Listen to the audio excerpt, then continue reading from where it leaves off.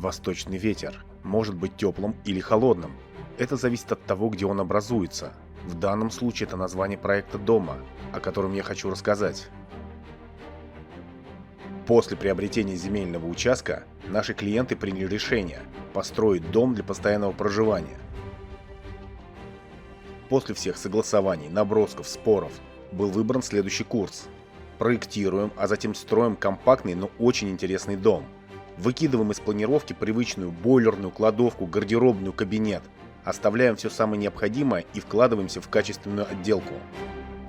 В итоге общая площадь составила 63 квадратных метра. Из них 30 – это кухня-гостиная. Просторная спальня – 16 квадратных метров. Санузел – 5, прихожая – 6. У дома будет небольшое крыльцо площадью в 6 квадратных метров. Этот дом послужит примером, как заказчики жертвуют площадью дома в пользу его качества.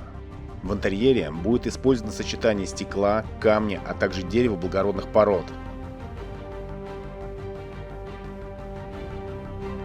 К его строительству мы приступим 15 мая. Следите за новостями, будет интересно. Спасибо за внимание. До новых встреч. Пока.